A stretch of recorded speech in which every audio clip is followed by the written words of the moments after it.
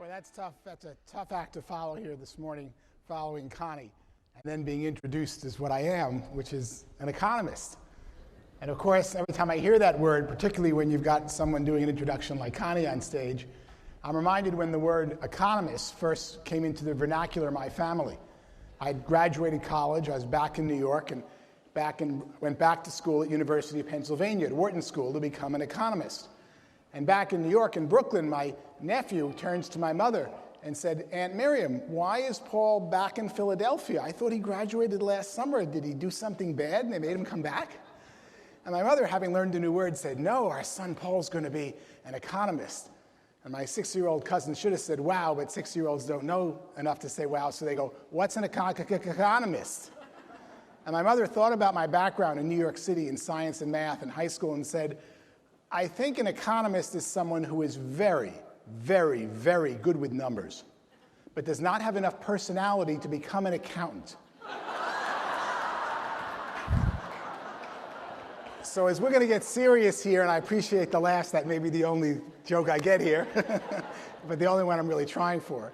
And it's tough, as I said, following Connie. But we're going to get serious now about economics.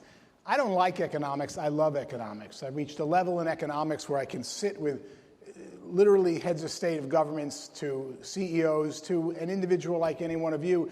And somehow at age 58, it's just crystal clear now. I can see what's going on. I see this magnificent order. When we say prayers at our house, my children all hold hands, and we thank God not only for the food, but for the hundreds of people. And my son Michael goes, "Ooh, they all touched it." But the hundreds of people who went out and picked the strawberries and packaged the strawberries and put them till it finally got to us. And you can feel this magnificent order of our economic system, that everyone gets up to take care of their family and has a dream and aspiration for what they want to accomplish. And it all comes down to us getting a beautiful pint of strawberries for 99 cents that might, cost us $50,000 if we had to get in a plane and go find it somewhere. And I see this wonderful order of economics. But I remember when I first discovered I want to study economics. I grew up in an immigrant family in Brooklyn, New York, and I would notice that my father and his brothers, and also my mother's family, but particularly my father and his brothers, would get together every weekend, and they would argue about what's the best way to get ahead. What's the best way to ask for a raise? What's the best way to get a new job? What if so-and-so's coming over from Europe, doesn't have any job? How are we going to help him? Then it got really interesting as they got off on how do you buy a car? How do you finance a car? How do you register a car? And then it went all the way to the real dream. How are you going to buy a house? And how are you going to finance it? And as I watched them argue every position, it was clear to me that no one knew anything they were talking about. But they loved arguing the positions. And I was supposed to go into science or biology, but very quickly I figured out if I want to bring home from the value of my scholarships, if I want to bring it home to my family what they really need the most, I'm going to study economics, because whether they know it or not, that's the knowledge I want to bring home to my family. And so we're going to talk here a little bit about economics and some of the things I've learned, and very particularly where they focus on you and your business. But first I'm going to spend time, because as we saw in my introduction, you can't go anywhere as an economist today. It's all of a sudden a very hot topic. And whether people think they know it or don't know it, it's discussed a lot. So let's first, as business people, talk about what's really happening in our economy right now. And to first focus on what I consider the most important point, if there's any one thing I want you to remember from the whole weekend on economics, or the whole year, it's this. Take a journey with me, as I do with my students, to Pilzer's Island, where we isolate a single economic issue so all of us can understand it and debate it and understand it. And in this case, we have an island where 10 fishermen live on the island. And it's a very traditional island. Nothing's changed for 5,000 years. The fishermen go out. They each have a wife and a family and a little hut they live in. And they barely stay alive each day for 5,000 years, just barely catching enough fish to feed themselves with their line. And that's life, and that's the whole economy. They catch the fish, eat the fish that night, next day get up and go fish. Along one day comes a missionary. Missionary arrives from San Diego. He says, "Hey guys, I got a new thing for you." "What do you got?" It's a net. "What do you do with it?" One guy throws the net, and one guy pilots the boat. Two. Now 2 fishermen using the net and the boat can catch all the fish that 10 fishermen did with the lines. Think of that.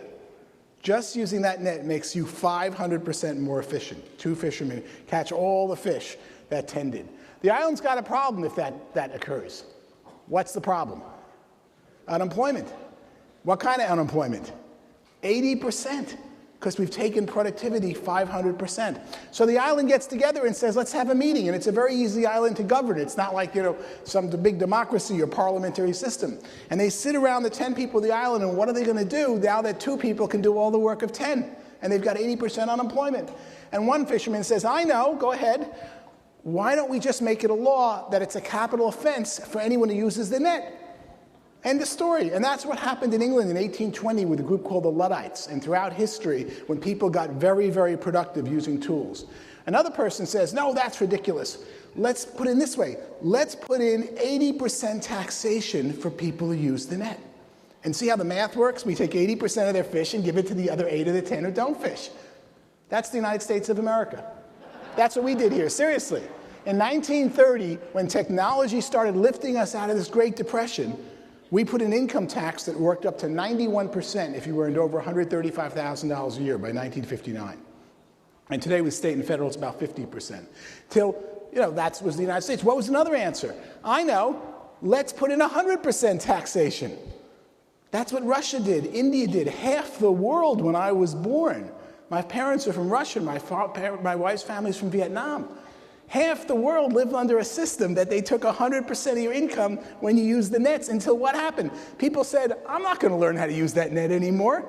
And their whole economies collapsed. And of course, what should they have done?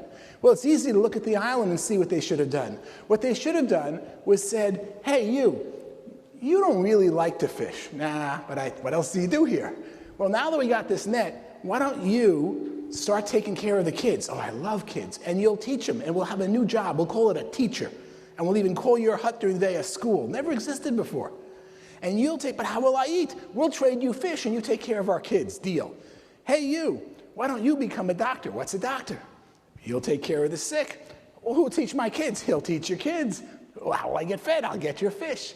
Why don't you become a roofer? Can you see how quickly we could take the 8 of those people, and each one lifts GDP, gross domestic product, or really what's important, gross domestic happiness, up by another 10%? All this started with the net.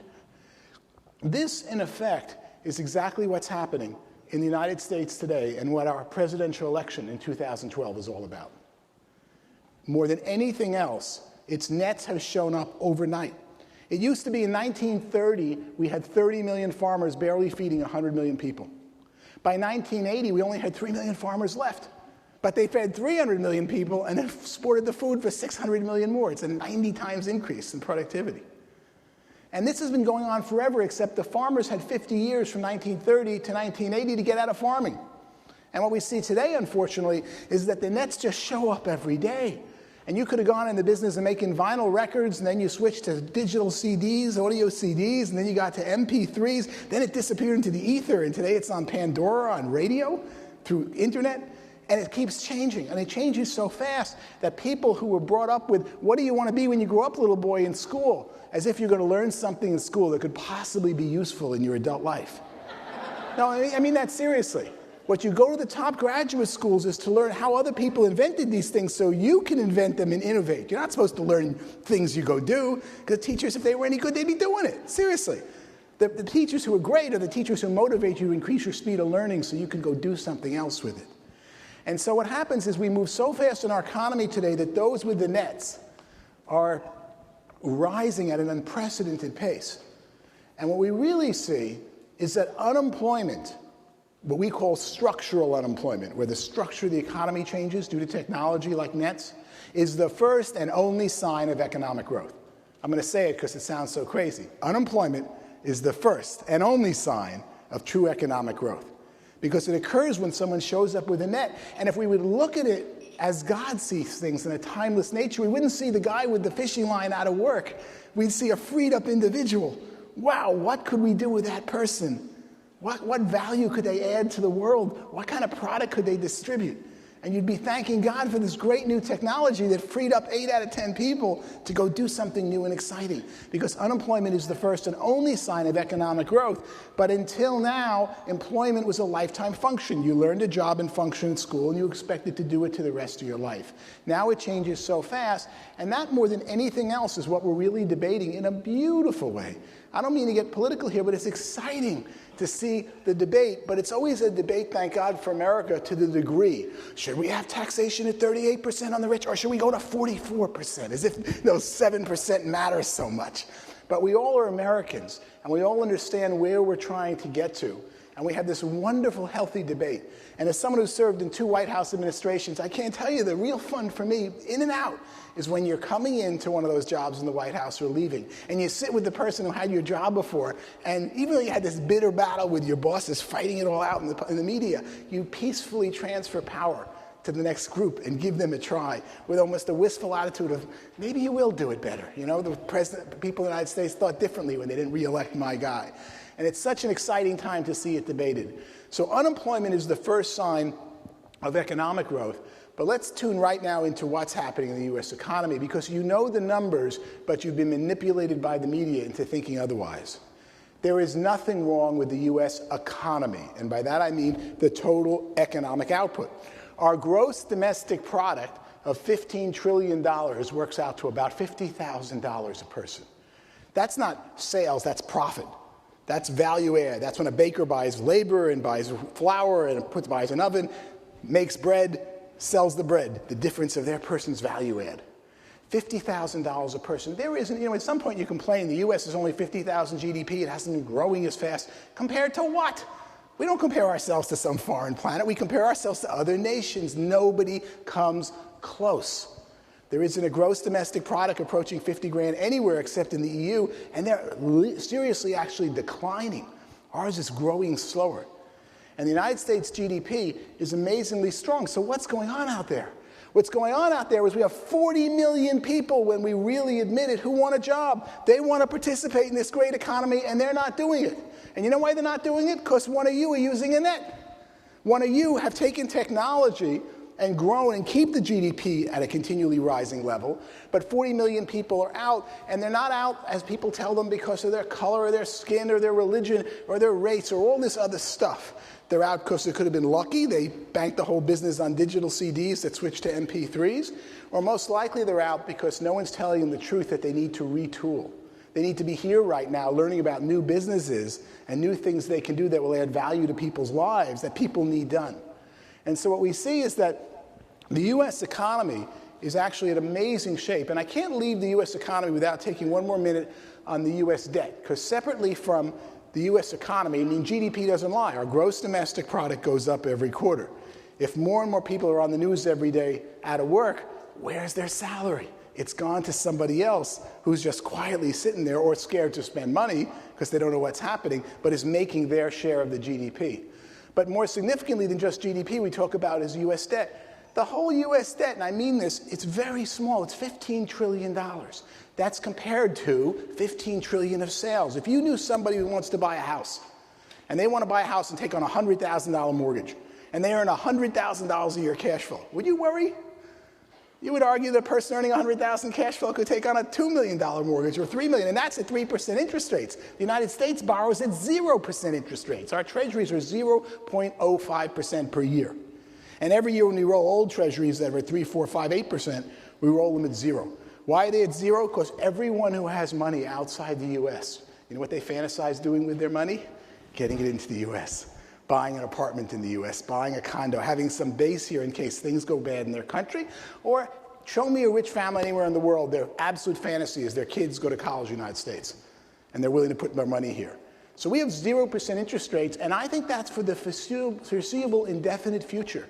You know, one of the things we don't like to talk about in business that our boys in the overseas do really, really, really well is defend America. Nobody attacks America. You don't have a chance when that happens. And the reason that is our currency, our interest rates are so low. Because when you got money, you want to put it safely in the bank with the biggest vault. And when things get bad in the world, the last world economy that's ever going to collapse, the last political system that's ever going to turn communist, the last country that's ever going to lose a war and cave in and surrender to someone is the United States.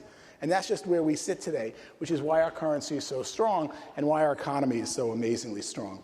And I wish we would stop talking about what's wrong with it just to make news headlines and really say, with compassion and understanding, we got 40 million people out here who want to participate in this. How do we get them there instead of elect him, unelect him, change some policy, or get people all scared about the U.S. debt, which is a totally insignificant number because it isn't the debt on your house that matters, it's the monthly payment. And when the monthly payment in the mortgage is 1%, 2%, 3% today, down from 12%, that's a lot different than when I grew up with mortgage rates in the double-digit rates. So I've given you enough of what I wanted to say about the economy, and there's a lot more in my books and work about how strong the U.S. economy is as the economy, but what we're seeing is a very serious bifurcation within our economy of those have and have-nots. But it's not the traditional bifurcation based on race, religion, country of origin. It's a bifurcation based on you were standing at the wrong place making the wrong product, or you didn't keep up your skills, or no one's telling you the real truth that you need to improve your skills.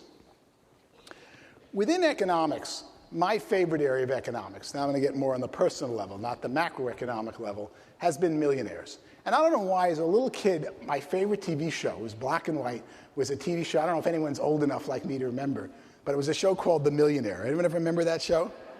And on The Millionaire, the camera, I would tune in every week because my father would say, let's go watch The Millionaire. And I go, oh, we're going to see The Millionaire? But they shot the camera behind his back, if you remember. He was seeing how people reacted to his gifts. So every week I tuned in the show and I never saw The Millionaire. I had a favorite cartoon strip. My favorite cartoon strip was Little Orphan Annie, and there was this guy, Daddy Warbucks, with a shaved head. I shaved my head to look like a millionaire. But Daddy Warbucks, I still couldn't be. I never saw a millionaire. And then I figured out where millionaires hang out. Because one day I said to my father, let's go out to eat tonight. Mom's not working late. Let's go to dinner. And he said, what, we're going to go to a restaurant? Are you crazy? We went to a restaurant last week. Yeah. We went to a restaurant last week. What do you think we are, millionaires? So I knew millionaires go to restaurants. But I still couldn't find any millionaires. And that led me to a life obsession. And then when I got out of grad school, I started studying millionaires because Forbes 400 magazine, about 30 years ago, came out with this list of the 400 richest people in America. And for economists, this is a dream because they've created a list and defined the people. So you don't have what we call adverse selection, in that someone else has chosen the list of people that I want to study. And I would study these people and really get into their backgrounds, and not the ones who were the Horatio Alger stories who wanted to write the book and tell you how they did it. I would dig through all the dirt and all the stories to figure out what made this person. And then, of course, I became a writer and started writing books, and it all started going, what made this person become a millionaire? I discovered some fascinating things, that when I was born, millionaires came from the same family. Meaning if I had a student at NYU and I would talk with him and he says, oh, so you have a sister? Yeah, she's at Columbia or she's at Yale. And it was a group of people who all went to very similar colleges. By the time I was teaching already 10, 15 years, that had stopped completely. I would say, well, what do you do? Oh, my brother dropped out of school. Oh, he's not doing this, he's not doing this. And I would find very successful people didn't have. In fact, what I found when I tuned into mega successful people, the Forbes 400, and I'm not saying business is the only way to succeed, but it's an easy group to go. It would be harder for me to pick the 400 best doctors or the 400 best teachers. It's real easy to pick the 400 best billionaires. They got the most money. So you study the 400 most achieving, and you find something fascinating. Almost all of them have something in common with our last 7 U.S. presidents. A degree from Yale, or equivalent, and a brother in jail. Remember Billy Carter, Neil Bush, Roger Clinton, Donald Nixon? I worked with some of these people. I always had to clean up some messes for some of these people. And I quickly became aware, how can the man from the, literally I had to clean up messes. Now we go, how can this person who's the President of the United States have a brother this incompetent? And the same college, same schools, they dropped out, whereas the brother went on to graduate and become president. And then you really see it among very, very wealthy entrepreneurs. So I knew something was going on, and that's when I figured it out. As a teacher, and I've been a teacher, taught freshmen for 21 years. I've taught gifted college students, and I lectured at freshman student bodies. I hate the graduating classes. I always go, it's too late. So when the universities call me, I go, this is the cost of the commencement speech. Here's the cost of the freshman orientation speech. And when you start to study people who have been just major successful, you start noticing something. Prior to the 19th century or 20th century, we thought all of success was about your genes. And out of that, genes of the firstborn male was the most important, so we gave them all the property, and guess what? They became the most successful, which led for 2,000 years. People believed that firstborn males were special. Then we switched in the 20th century. It's not your genes, it's your environment. To Officer Krupke, if you remember West Side Story, it's his upbringing, it's his background. It's not his fault. And if you're successful, it's not necessarily your responsibility, it's something happened. And the 20th century was about, it's not nature, it's nurture. And the debate has always been, as a teacher and as a parent, is it nature or nurture? And it's a big thing for me now. I got 4 kids, age 7, 8, and 9, 3 boys, and 1 girl, 11. And when they do bad things, I go, who's going to Yale and who's going to jail? I need to find this out. I don't want to think that I'm so egotistical that my kids are going to be different than the President of the United States. But really significant is it nature or nurture? And I now can conclusively feel that it's not nature. Genes are very important to success in life. They're about 10% of the equation. Environment and your parents and family background are very important. They're 10%. That's 20. But the 80%, is it nature or nurture? It's neither. And what's neither? Neither is about what we're really about here today. It's when you make a choice. It's when somebody says, this is my life, this is what I do, this is my habit, I am going to make a choice and act on that choice. Every one of you made that choice by coming here today. You sacrificed something, you came here. And when you talk to very successful people, including presidents of the United States, they will tell you that the most exciting moments was when they made that choice. Something happened that lit them up. In my case, it was very bad things socially and personal, and I got all Fs, 3 Fs. I got 3 Fs, a C, and a D my freshman year of college, having worked hard to get into a top school. And I turned and I looked at my C, which was in economics, and I knew the only thing left for me was to be a world's famous economist. What else could I do? I had to become an economist. It was my best subject. True story. But as significant is people make a choice of what they're going to do, and that choice and that energy just so overrides any amount of genes, background, environment. And so let's move quickly now through this, because you are here because you've made the choice. And you've made a specific choice to become a millionaire. And I should put those in numbers. Right now, as we speak, the fastest growing minority in the United States are families worth $1 million or more. We are adding to the United States rolls 1 million families per year since 2010. 1 million families a year across the rolls into not earning, but actually having cash net worth $1 million. And I believe we're doing that right through at least 2020. There's over 8 years left of my 10-year item. And there's currently over 12 million families in the United States. That's 30 million people living in a household where their net worth, where they take their credit card debts and subtract it from what they own, is $1 million or more. You have chosen within becoming a millionaire entrepreneurship. And I can't stress enough what entrepreneurship really is. Entrepreneurship is what the United States was really founded about. They didn't want freedom. They wanted to be left alone. They wanted to bake their farms. They wanted to make a product. They wanted to deliver the product. They wanted their patents. Patent and copyrights are in the original U.S. Constitution, that if you invented something, the state, the king, only now not the king, but the United States will defend your rights. And they wanted to be left alone to build their business. But what is really building a business? Entrepreneurship is serving God by serving other people. I don't like to cross too much into religion, but to me it's just so clear among all religions that what God really wants out of us is not necessarily to serve God, which is very important only if it makes us a better person to serve other people. He's God. God doesn't need us serving him. Humans need us serving, especially children, especially people underprivileged, especially people who need opportunity. And when you become an entrepreneur, you tune right into saying, what I want to do most is serve other people. An entrepreneur is a modern revolutionary. A modern revolutionary, old times, just said, I'll tear down this wall, I'll tear down this government, storm the Bastille. But that's not what entrepreneurship is. It's what you build after you tear it down. Build a country like the United States of America. And entrepreneurship is serving someone. When you get a bad product, when you're unhappy, when your skincare doesn't work, when someone sells you something that doesn't work, and you try it out, you can get mad, or you can get very rich, because you can go into business selling the product that does work, or bringing to the same customer the bad opportunity. And I viewed every kind of opportunity I've had as a customer when things didn't work out as a great opportunity to make a lot of money, because there's probably a lot of other people who are unhappy customers. Entrepreneurship is a modern revolutionary who fixes things. An entrepreneur is someone who says, this is not working, this is not right, this product isn't serving its customer, I am going to find a way to serve this customer. And that makes me an entrepreneur. And you have chosen within entrepreneurship something I can't describe enough I'm so happy with, because separately within the economy, I study specific industries. And I particularly spend time on the education and the health and wellness industry. And right in the middle of the health and wellness industry comes your product and your company, because you have focused on a product that has an unlimited propensity to consume new goods. The reason it has an unlimited propensity is something I call quantity demand and quality demand. When you first go out and buy a product, the first thing you want is the cheapest product you can find like it to try it new. But then you quickly shift to a higher quality, and you do that shift multiple times. The best example would be, I go out one day and I get out of college and I buy a new suit. Never had a suit before. So I put on my new suit and I go to work. Wow, I feel great. I walk in on Monday. And what happens? On Tuesday, I wear the same suit to work, and I notice everyone else has got a new suit. So I got to buy more. So all of a sudden, I've got 10 suits that cost $200 each. An economist would say, demand is filled, 10 suits. Wrong. One day, the salesman shows me a $400 suit. I put on one $400 suit on Monday, go to work. How do I feel on Tuesday putting my $200 suit on? Not too good. I just shifted to higher quality. This is why we almost lost the auto industry. The United States made Chevrolets and Buicks and Oldsmobiles and all these names we remember that our dads bought and they thought we would buy.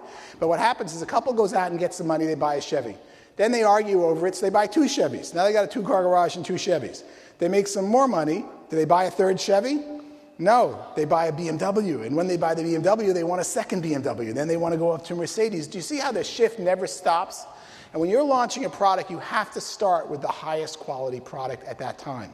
And then you've got to sit here. One of the reasons I got to tell you I had to come in here today is when Jeff Olson called, because he understands that the end of the line is always the highest quality product. And you've got to start with the best from the very beginning. And then you've got to say, you know, just because it was the best 3 years ago doesn't make it the best today. It's time to retool, time to keep investing, and time to keep the business going. So you have a very good captain at the head of this ship who talked me into coming here today. Thank you. And he truly understands that you've got to start with the highest quality and ride that shift between quantity and quality. And understand that when you introduce your product to people, sometimes they're going to go, this is great, and then they're going to run out and try a cheap product that may or may not do the same thing. And you do the same thing too. When I tell you, try this new Thai food, it's good, you don't want to go spend $100 on a meal. But if you go restaurant to restaurant to restaurant, at some point you want this Asian fusion $100 meal going, wow. But it took you a while to come up the curve. And when you go pitch someone on a new business, a new opportunity, a lot of times they go, no, not ready for me. And a lot of times people go, yes, this works perfect. And why? Because God bless them, some other entrepreneur or person in your industry got there first. And they pitched really hard and they didn't succeed. And it was just ready for you. And sometimes when you get there and you tell somebody just the way your family been, your parents have been, your father's skin has always looked like this, doesn't mean you have to look like this. And you may not get through, but someone else will in the next message. Somebody with your company, somebody with another company. But we're all in this together because we're carrying a message that you can improve, you can change, you can make money, you can take care of your family, you can control your own destiny. And it's not important who closes the sale. It's important that collectively we close the sale and bring this message of hope, which becomes a totally self-fulfilling prophecy. So again, I applaud the business you're in. And there's so many things I like more even about your particular business.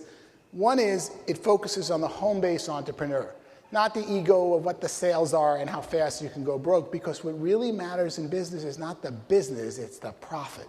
It's the dollars and the free time you get to spend with your family. I can tell you every single successful businessman, many times in their life, and most of them today unfortunately get it early, realize this isn't a business, this is a business to give me money and free time that I can schedule my time so I can spend time doing the things with the people I love. And what I love about a home-based business is it comes with that free time day one. Now let me be honest here. It's going to take a lot of time to build a business. It costs more time to work for yourself than working for a salary. So don't believe you're going to get all these free hours. But you will get is you get to control the hours. I get to say to my children, not now. When the kids are in bed, I do my business calls after 9 o'clock, but I get to tuck everyone in bed at night and talk to them, where I couldn't do that when my boss on a different time zone would call me at 10 o'clock his time, and it's 8 o'clock my time. The time shift ability is precious, and the ability to control your time really gives the opportunity, particularly with your family, to control your life. And that's one of the best things I say with a home-based entrepreneur opportunity, in that it comes with many of the end-use rewards you'd want if it was already financially successful. Within also home-based business, you've chosen an opportunity and a model that Jeff knows so well, which is relationship marketing. And a couple of very key points that I'm not going to have time to go in here, but I got to tell you that I've pulled together, I have 9 books and a lot of materials. They pulled together a bunch of products. This is a 6 CD set with a 110-page workbook that detail for detail goes through how I manage my life and my home and my business over the last 30 years of starting companies, taking several public, and how I manage the time and integrate it with my family. And I've gotten just some terrific feedback about this, particularly from my students who technically, if you look at it, pay about $5,200 tuition to NYU or Penn to go take one of my courses. And I've had people say they learn more seriously from my 7 hours of CDs and all these detailed war stories that really made an impact on them than they did from the other products. I've also got here the next Millionaires for you, which is a very detailed book of how we're adding 1 million millionaires to our economy every year, where they're coming from, and most of the stuff in much more detail than I'm covering here now. But I want to come back to network marketing. The first thing I love about network marketing, and people say, well, I get criticized at times as an economist because people don't understand what we do in network marketing. And these days I speak before literally 100,000 person audiences from Jakarta to Beijing. I was in Brazil and India the last 2 weeks. And a number of these speeches are in network marketing. What I love so much is the message. Because I have people coming up to me like you who say, I heard you, Paul, and I started my business and I'm successful. And for every one of you, I think I hear from 1 or 2 who say, I heard you and you were great, and what'd you do with it? Oh, I didn't go into the business with that company, but you gave me the inspiration to realize when I saw these other people doing it that I could do anything, and I took over my cousin's business, or I took over a customer who was not treating me well, or I did something and built my own business. And what I find is the message of entrepreneurism and hope permeates the organization. So even when you go out and show the business opportunity to someone, you're one person of a step of 5, 10, 20, 30 visits that shows them they can take control of their business. We hope they go into your business. That's what keeps your model working. But what works so well is they understand how to go into almost any business. The personal growth and training that comes through network marketing, relationship marketing, is so amazing to me. Because when I first started at Citibank, they would pull me out of work every 3 months and send me away to camp to learn how to deal with my personality flaws in a positive way and train me to be a better manager. And then I found out when I left Citibank that not everybody gets this. Nobody gets this. And of course, relationship marketing makes people better people because it teaches them better how to serve other people. The second area I like relationship marketing is why it works, which is it's an active versus a passive medium. Every time we go more tech, every time there's a new PDA, that's more disconnected we get from an ad message. And the only thing that works and becomes more valuable is person to person. And that is the essence of your business. You're learning person to person marketing. I believe that I'm here because you have a solid business opportunity with Jeff that I believe is going to do amazing things. On the other end, it's the skills you take with you to any other business. The third is the truth about making money, which is residual income. Anyone tells you you're going to get rich working for them, they're lying. It can't happen. The only way you do the math, you're going to accumulate $1 million or more is making money today on something you did yesterday. That's called residual income. It's the foundation of your compensation plan, and it just doesn't exist. And, the world is filled with penniless lawyers who never made less than $200,000 a year. But of course, after taxes, they're not making any money for the hours they put in the year before. What I like so much about your business is it takes relationship marketing or Facebook marketing and makes it scalable. It's a scalable business model that works. And I'm smiling as Facebook's having its troubles right now, which I believe they'll solve. But they're trying to figure out what the business model is. And I say, what are you doing Thursday? Come over down here. I'll show you a business model. It's pretty exciting between person to person through relationships. Wow, I'm just getting warmed up. And I see this thing saying to me that I'm running out of minutes, and there's really so much more. And I hope this is not the first time, I believe, of many, if it's you're going to be with Jeff Olson, that I'll be meeting you and speaking with you.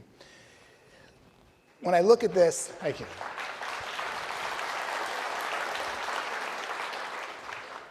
I look at what you have in front of you, and I look at it particularly at a time where people think yelling at the other guy is the answer to our presidential election, or there's something wrong with the U.S. economy. There's nothing wrong with the U.S. economy. Just take out a calculator and look at gross domestic product. It goes up every single quarter.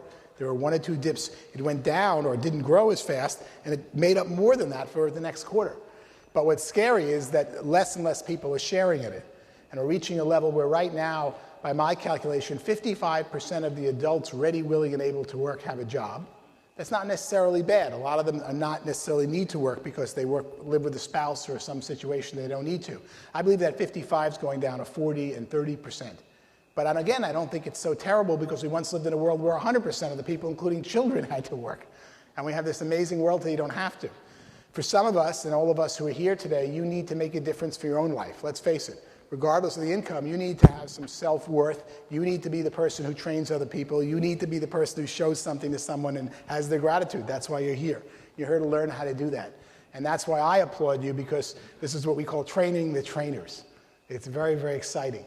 And it's very exciting for me to look out and hope I've touched you, or in some of the materials available today will touch you more, and to think that if I get through to one of you, I'm going to get to at least 100 people this year. And those 100 people are going to get through to at least 1,000 people, and that's if you just average. So you have to understand from my standpoint, or anybody with a message or something, or as you develop your own message, there isn't anything more exciting than getting to train the trainers, than getting to have a message you believe in, to love this country more than anything in the world, and to see these great opportunities, and to say, this is how we're going to change the world. This is our revolution. This is what we're here to do and to fix. And as you go forth with a message on your product, on your business, but you really go forth with a message that you can control your own destiny, that you take full responsibility for what happens to you. It's not someone doing this to you. It's not the environment. It's not the government. It's not the economy. It's you making the right decisions. And the numbers just bear that out. You go forward with a message that you can take care of your own family, that you can feel really good when you look at the people you love who may not be willing to come to a meeting like this, who may not be willing to go start their own business, or may not want to, but they can get taken care of economically and loved just as much by you. It's another message that government's not the answer. It's not who you elect and what they're going to give you. I would argue it's who you elect and how they're going to leave you alone to build this great business.